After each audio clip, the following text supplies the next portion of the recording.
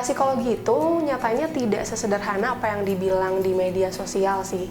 Mungkin kita sering menjumpai ya artikel-artikel dengan judul fakta psikologi atau semacamnya.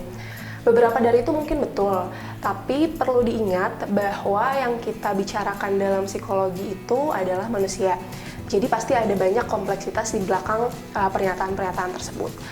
Yang mungkin cukup mengejutkan dan tidak terbayang oleh orang lain sebelum masuk psikologi itu adalah bahwa ternyata penelitian dalam psikologi itu cukup erat dengan ilmu statistik. Jadi mungkin bagi teman-teman yang mengira bahwa dengan masuk psikologi itu tidak akan bertemu dengan matematika, itu kurang tepat. Justru kebanyakan penelitian di psikologi itu menggunakan metode kuantitatif yang lekat dengan statistika. Fakta lainnya, lulusan psikologi itu nggak melulu harus berurusan dengan penyakit mental atau kesehatan mental ya. Itu hanya bagian dari banyaknya lapangan yang bisa dieksplor dalam bidang psikologi.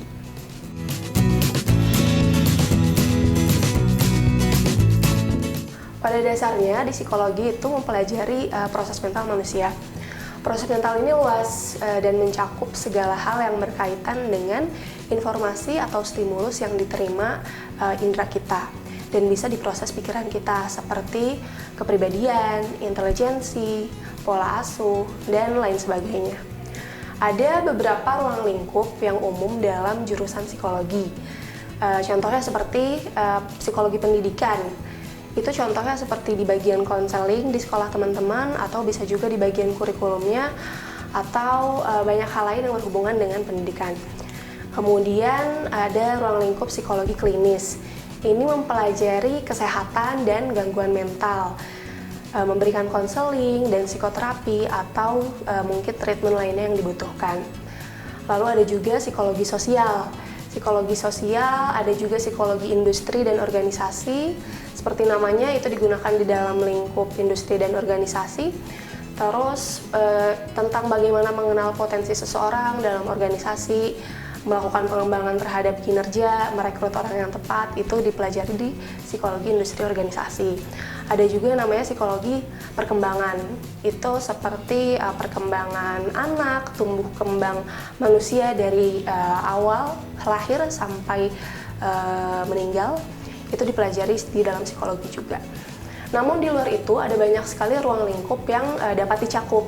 Intinya selama hal tersebut berkaitan dengan proses mental manusia, maka itu bisa menjadi ruang lingkup psikologi. Contoh yang lebih mendetail itu mungkin ada seperti psikologi politik, itu juga kita bisa belajar, ada psikologi konsumen dan lain sebagainya.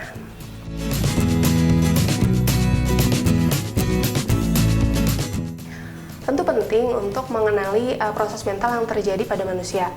Sama seperti kita mengenal tubuh kita, maka mental kita pun butuh untuk dikenali. Prospek kerjanya untuk psikologi itu ada banyak sekali. Intinya selama ada manusia, di situ kita bisa kerja. Contohnya mungkin dalam lingkup perusahaan atau instansi, kita bisa bekerja sebagai bagian pengelolaan SDM, atau bisa juga sebagai konselor, atau asisten psikolog, guru, terapis, dan lainnya untuk sarjana psikologi. Tapi seorang sarjana psikologi itu belum bisa menjadi psikolog ya. Seseorang itu dapat dikatakan psikolog apabila sudah menempuh studi S1 psikologi, kemudian mengambil S2 magister profesi psikologi, serta mendapatkan gelar sebutan psikolog dari HIMSI atau Himpunan Psikolog Indonesia.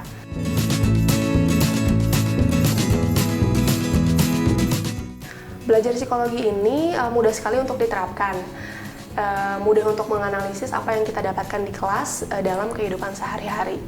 Tentunya ini dalam tingkat pemahaman ya, untuk mempraktikannya itu merupakan hal yang beda lagi. Tapi semenjak belajar psikologi, setidaknya aku pribadi jadi lebih paham dengan perilaku dan proses mental manusia, dan kenapa hal tersebut bisa terjadi. Selain itu, bagi aku, pelajaran terkait statistik dan psikologi eksperimen itu cukup berkesan sih dan menarik. Mengetahui proses penelitian yang panjang, proses analisis data, mencari teori, memberikan perlakuan dalam eksperimen, hingga menghasilkan kesimpulan penelitian merupakan hal yang menarik untuk aku pribadi.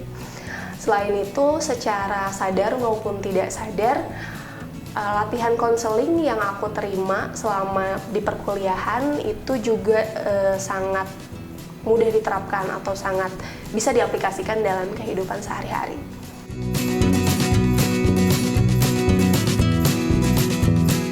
Tentunya harus memiliki empati terhadap orang lain ya. Akan sulit untuk memahami perilaku dan proses mental orang lain apabila kita tidak memiliki empati. Selain itu, dalam beberapa fokus, ketelitian dan kepekaan juga sangat dibutuhkan sih.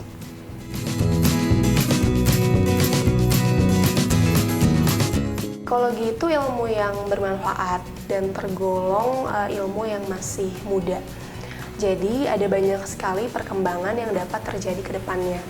Selain itu, teori psikologi juga cepat sekali berubah, tergantung pada kondisi sosial masyarakat di tiap generasi. Sehingga peluang untuk terus belajar dan mengembangkan banyak hal di psikologi itu sangat banyak. Dan tentunya ini adalah jurusan yang menarik dan bermanfaat. Tapi itu hanya apabila teman-teman memang memiliki ketertarikan di psikologi ya. Apapun itu, semoga teman-teman semakin mengenal jurusan yang akan teman-teman pilih nanti. Karena belajar sesuatu yang kita senangi, itu nikmat banget.